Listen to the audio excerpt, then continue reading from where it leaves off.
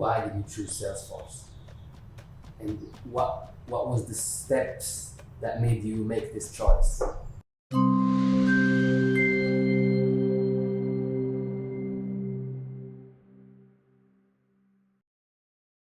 Hello everyone, welcome to Peak Talks. This is the first ever recorded episode of this podcast. So for your information, this podcast is launched by Oreivaton and hosted by me, Mohammed Kandili, a consultant at Oreivaton. Today we will have the pleasure to discuss a lot of things related to careers. We will get to answer a lot of questions asked by students. And today we brought with us 4 talented consultants working at Oreivaton who will share their experience with all of you. So we are really excited to launch this episode, and we hope that you get the best out of this podcast and that we will answer all your questions. If you have any other questions that we didn't get to discuss in this episode, please leave them in the comments below. So let's start by presenting our talented consultants, starting by Basma. Can you please present yourself and talk briefly about your studies background and what are you doing here? Well, I'm Hina Basma. I'm an IT engineer, currently working as a technical functional consultant at Oreivaton. That's pretty much it, but I would like to add that I write for fun. Cool. So I am also an IT engineer, a laureate I am Rawi Saad, by the way. I am Rawi Saad, a laureate of ENSA school at Safi, and I am also a technical functional consultant here at Oreivaton also. And this is Thank you, Saad. Well, Ragibi Zakaria. I am also a technical functional consultant at Oreivaton. I am a state engineer, Saad's colleague and classmate. Yes. We graduated together. I passed a training period here at Oreivaton, and now I'm working full time. Besides work, I enjoy reading, writing a little bit, and I enjoy going to the outdoors. That's pretty much it. My name is Badr Toumi, also technical functional consultant here at Oreivaton. I got accepted at the National School of Applied Sciences of Marrakesh. It's where I discovered my passion for the IT field. And I'm very proud to say that I'm graduated as a software engineer. And I'm working here at Oreivaton full time. And I'm excited to be here.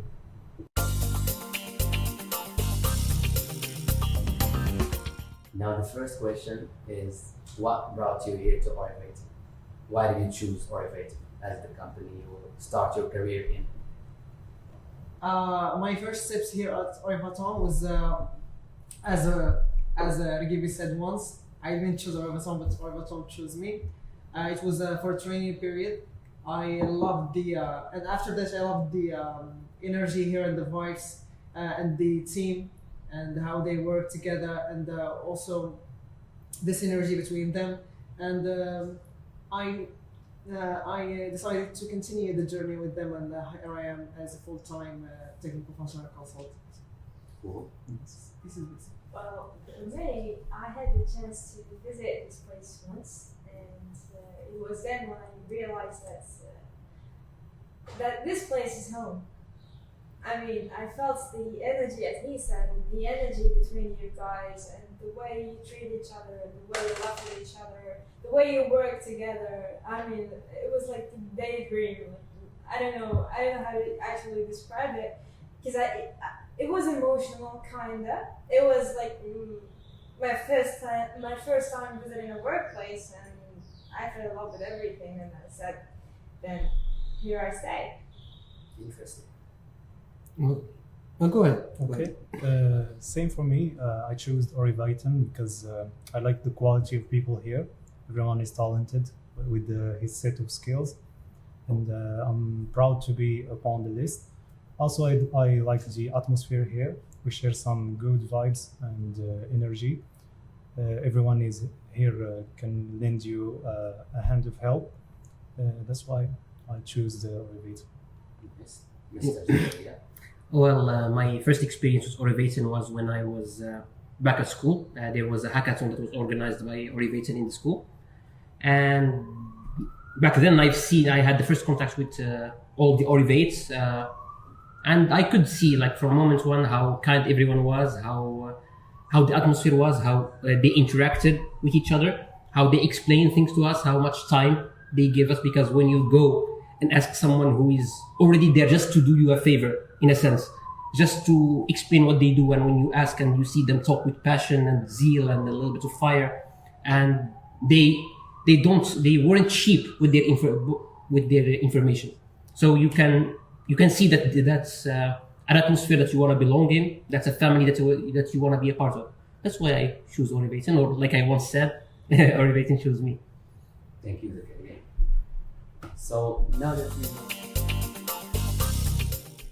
we know the reason why you chose Oreivaton, which is actually a center of excellence in Salesforce, we offer a lot of Salesforce solutions, Salesforce consultants, etc. The question that comes in my mind is, why did you choose Salesforce? And what was the steps that made you make this choice? Well, I went in for a challenge because I know that I happen to know that Salesforce it's kind of new, not really new, but kind of new here in Morocco.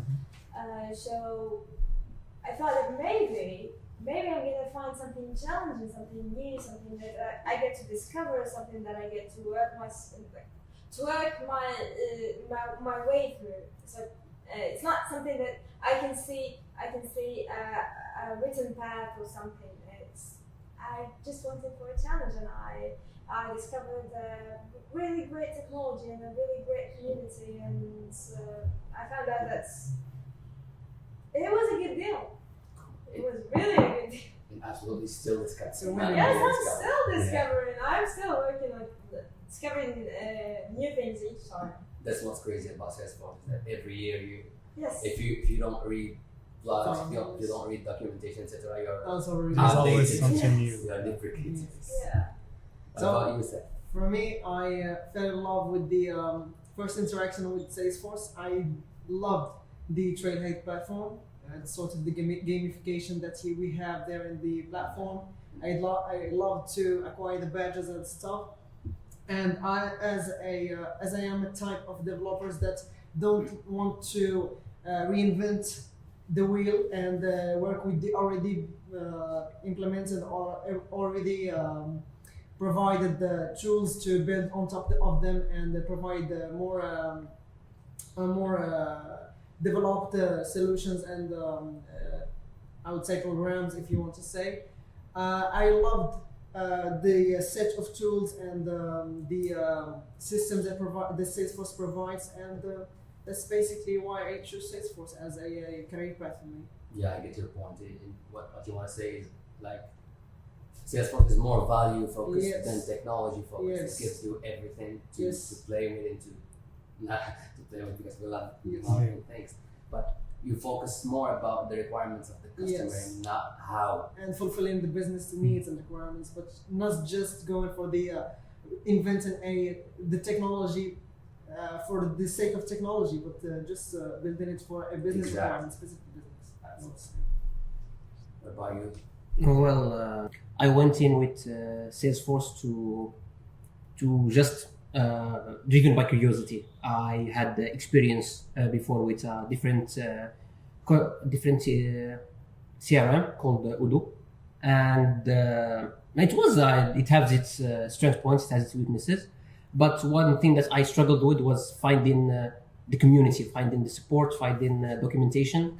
The documentation was extremely technical, so if you didn't have someone to guide you, it's a little bit hard to navigate. It's extremely hard to navigate, not just a little bit.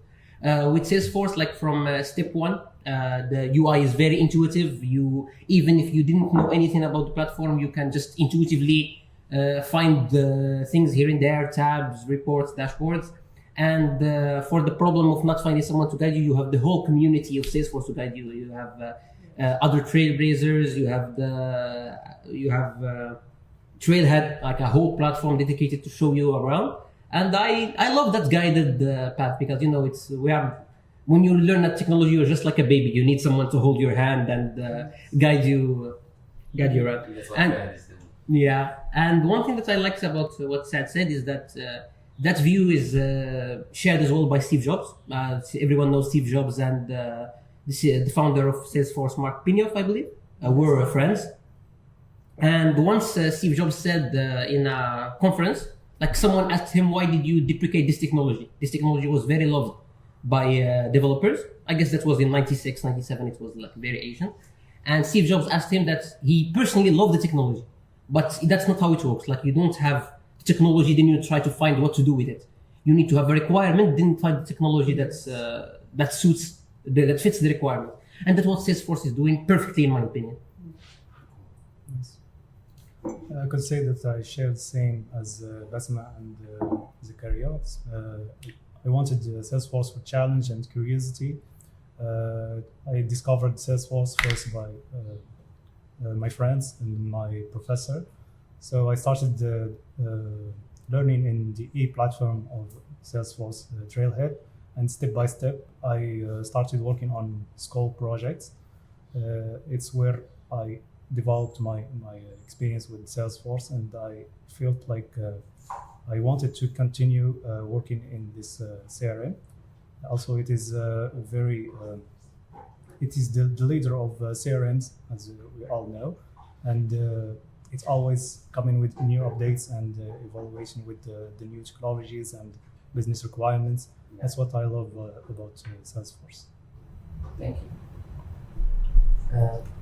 I would like to add a question that just came to my mind. Was it a hard choice to choose to make a career on Salesforce, or an easy choice?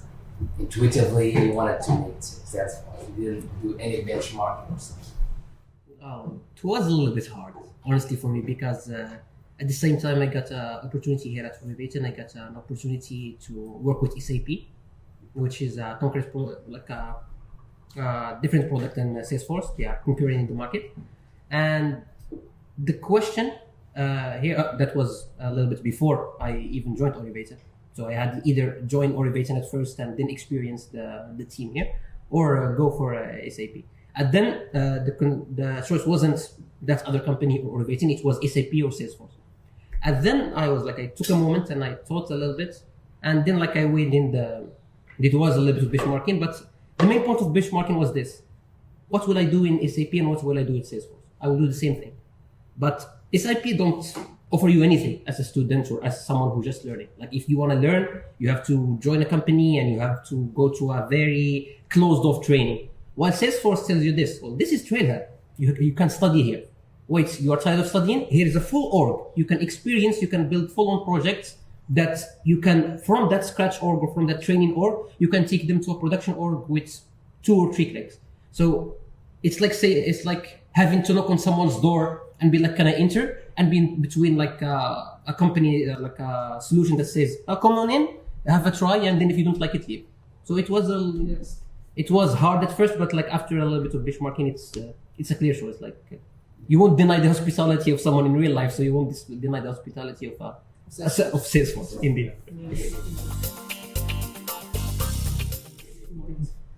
Seth, what were your expectations before starting your journey on Salesforce or with Oreivaton, and how did those expectations evolve with your experience?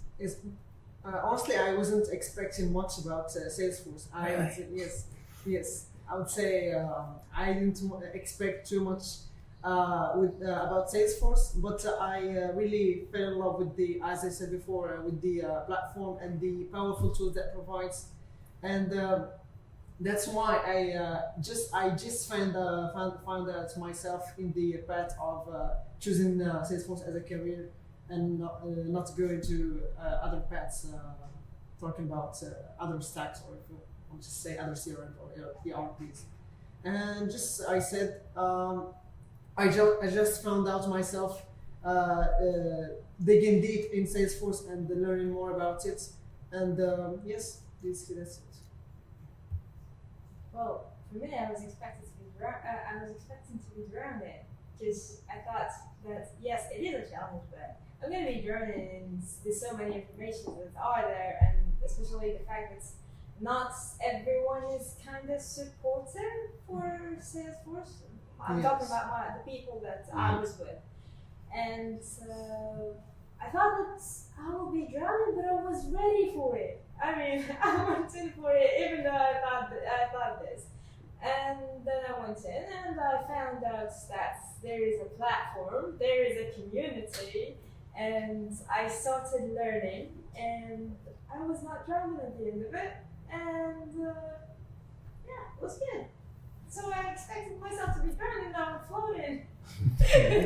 I'm swimming, yeah, I'm learning how to swim. I think it is a common point. Like I won't talk of everyone here, but like almost everyone that I know had like a negative point of view about Salesforce. It's like you studied 5 years to go and point and click, and where again you're gonna apply all your technical knowledge that you learned. And what they often miss is that instead of reinventing the wheel, you have a wheel. So now you can invent the other parts of the car. So like Salesforce is big, like it have a lot of standard functionalities, and where you innovate is in the borders of the realm that Salesforce like put for you. Like you can expand those horizons. But for example, if you picked like just a standard language and you want to do the same functionalities that Salesforce offer, you have to reinvent the wheel. You have to do this. You have to make, for example, just the UI, just the work of the UI, like the button. It's very tedious. While in Salesforce, you already have like 2 clicks. You have an org that's already functioning.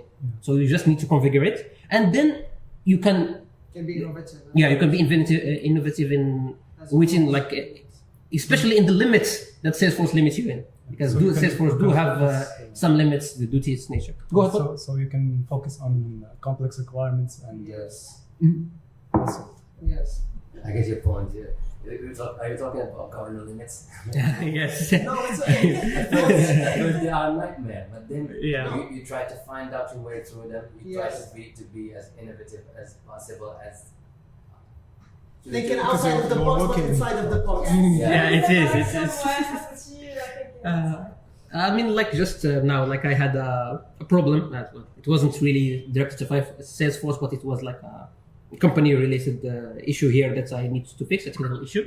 And like I contacted my superior, our CTO, and like the solution, like the proper solution was there, but it was very ineffective. Like it will basically ruin some other stuff, and it wasn't worth it for our use case. So like I kept thinking, and I found the solution outside of the box, and I'm really satisfied because you see there and you'll be like, well, you can do that. And Salesforce, like that's what allow you, like you have the satisfaction that, well, a whole company is limiting you in some terms, but they are doing that so that they can guide you within the best practices, and you find the best and most efficient way to do them, and that requires like some clever thinking, and you do feel the self-satisfaction, like I felt with Besma because we worked on projects before. You feel the self-satisfaction that, well, you can do that, and we did do that, and we found out by ourselves. So it is very fulfilling. It is fulfilling. And either if you are locked inside of the box of Salesforce, we talk about the governance limits, you can just go outside and build your solution and do whatever you want and just integrate it with Salesforce. Yes. This is the power of Salesforce. And the thing is, you just need to. Yes. About Salesforce, you just need to understand the logic of Salesforce, and then you will understand that all those limits are for your own sake.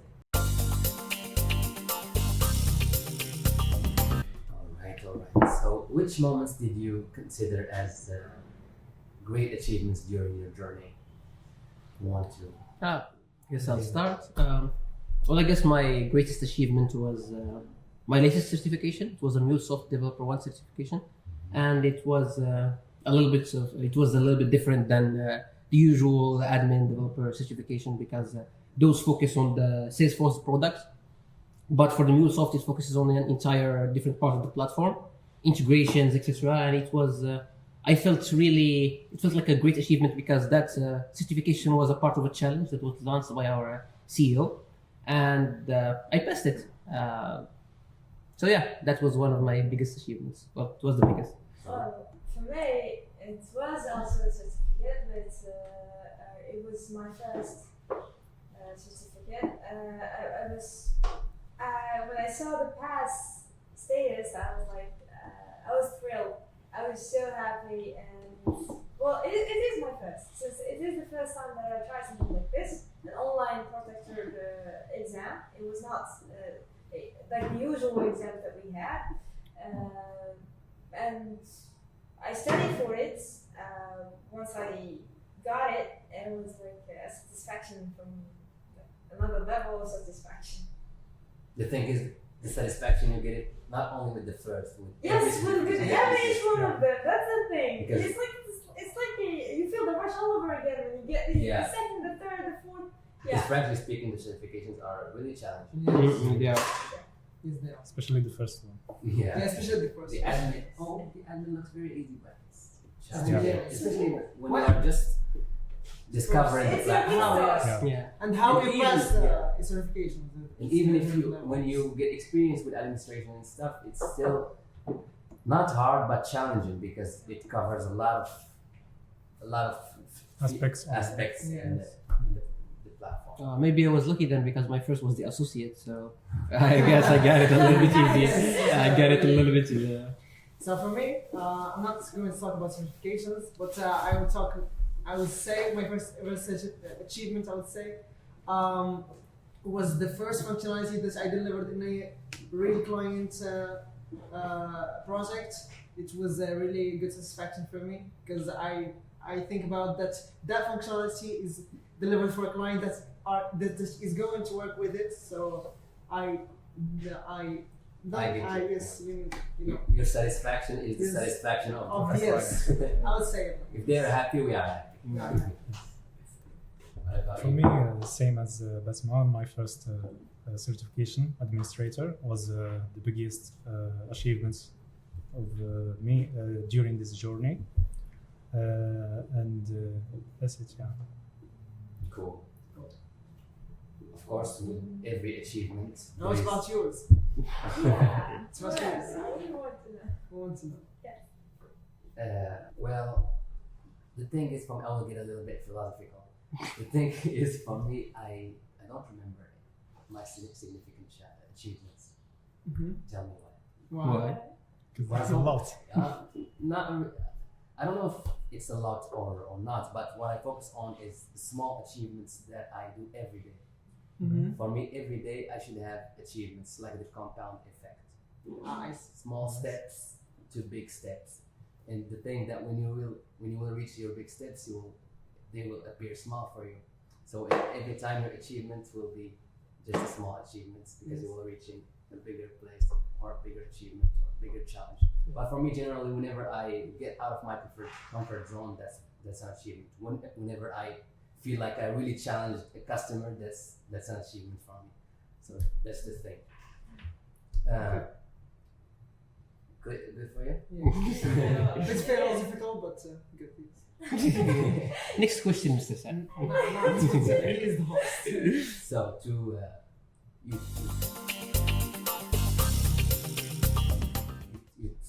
you talked about your achievements. Now, what were the challenges that you faced to reach those small goals or those significant achievements? We will start with this one.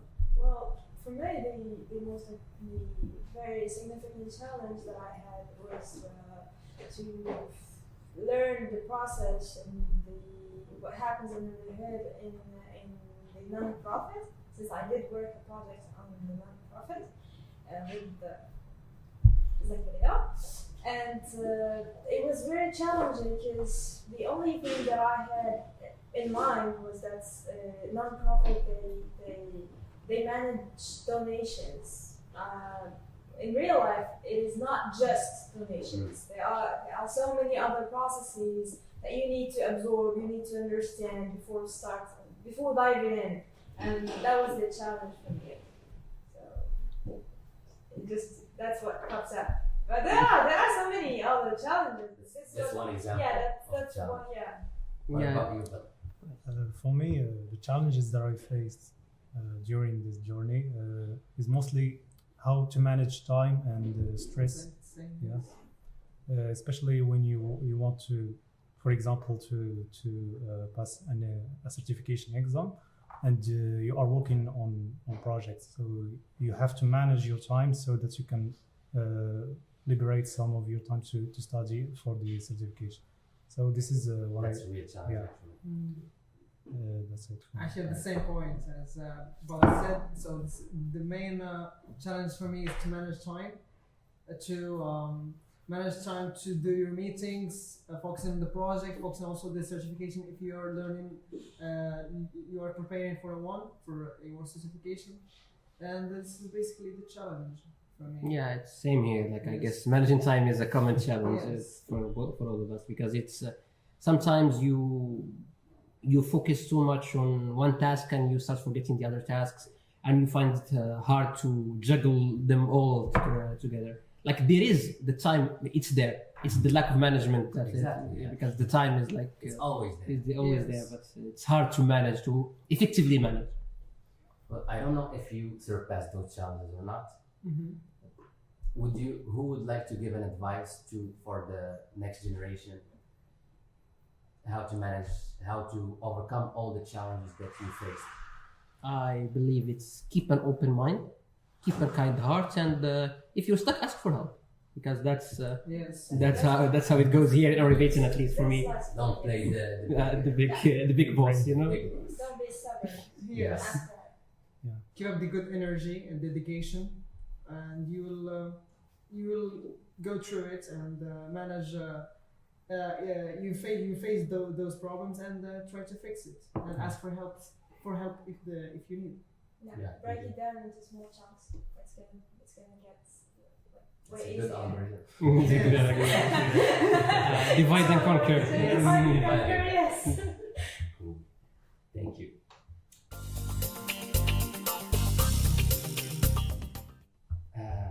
How did you find the support and guidance from the team during your career startup here at Oreivaton? Me? You? Actually, Oreivaton here, the team here is very supportive. Everyone can lend a hand of help whenever you ask. That's what makes Oreivaton is very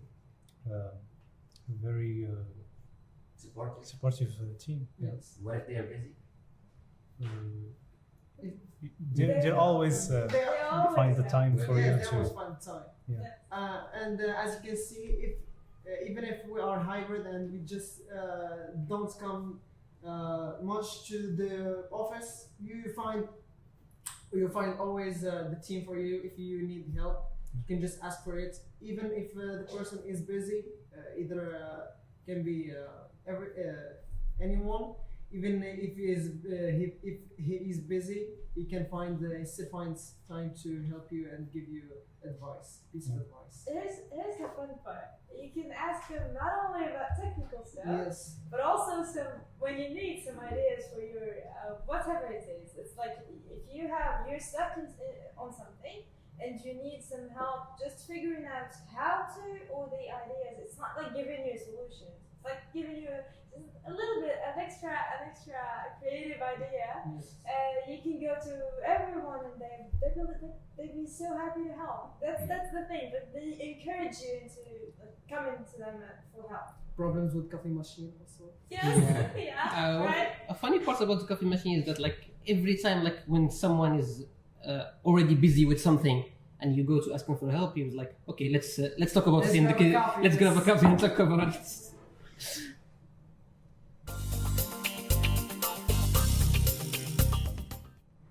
All right.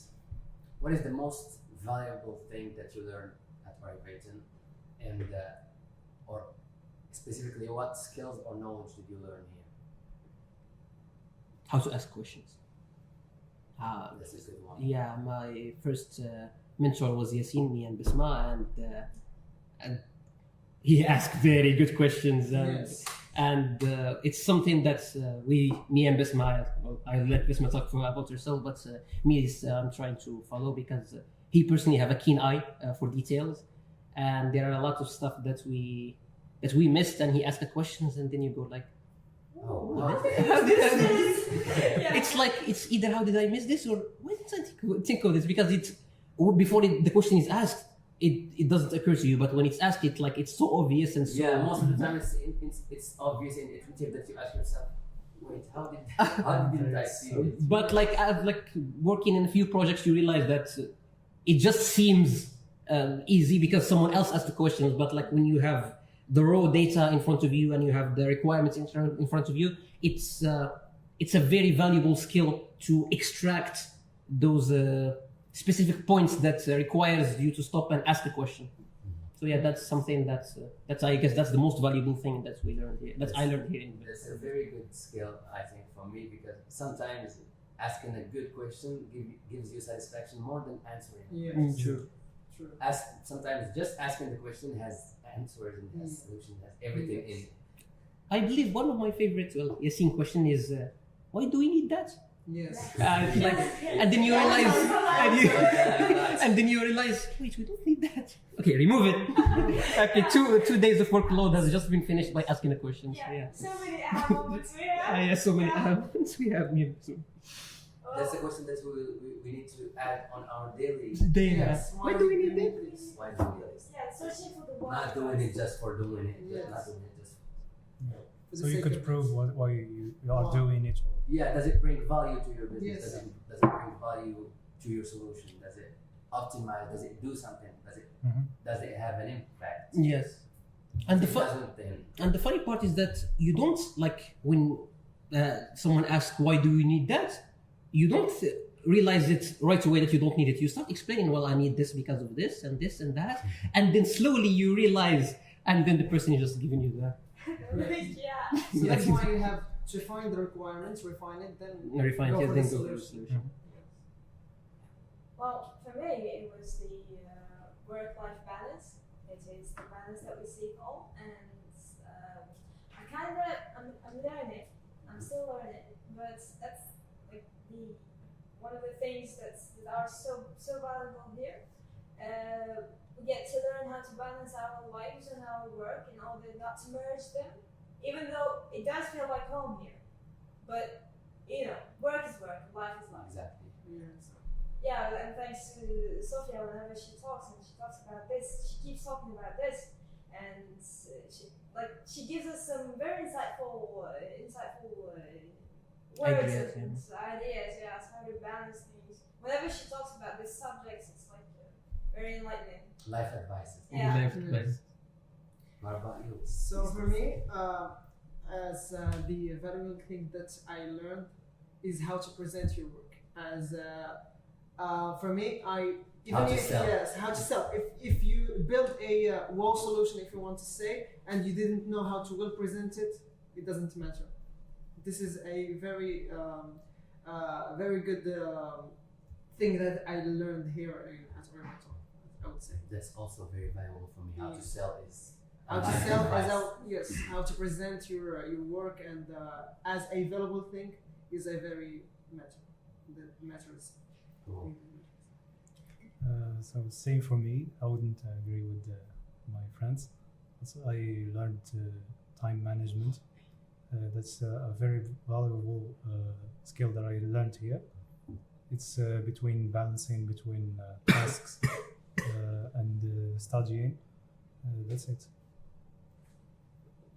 For me, I think it's all what you said, plus what I really learned here at Oreivaton is how to not limit yourself, how to believe in your skills and who you are, and how to see further, but to know how to go, not just see, but to do the Steps.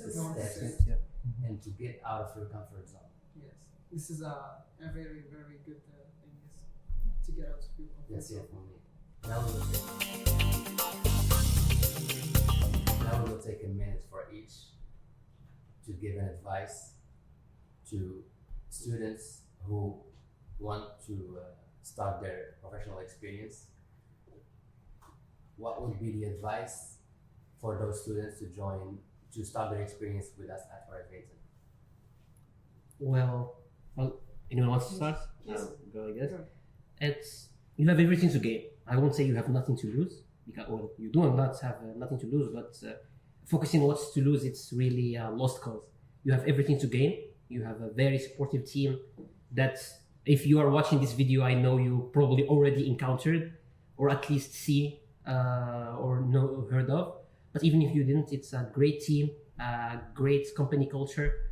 It's one of the best places that you can start your experience with. I'll reiterate: keep an open mind, keep a kind heart, and never get bored of learning new things. And with this team, it's always fun. And hopefully, you'll also experience the good podcasts and repeating shots. But yeah, that would be it for me.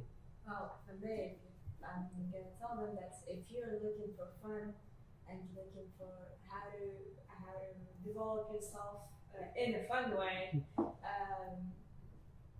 you join us. I mean, we are a family here, and everyone is supportive, either for your talents, like your skills that you have besides work, or your ideas, whatever you have, you can share it. If you want to learn and if you want to develop yourself, and if you're chasing greatness, then Oreivaton is your place. My advice would be to take every opportunity that come to you. Also ask questions, seek for feedbacks, and most important, come with a mind and a willingness to learn and grow in your skills. That's it. They said it all. I don't have anything to add, but I would say join our team and start your journey here at Oreivaton. Cheers to growth. Cheers. I will have to. Yeah.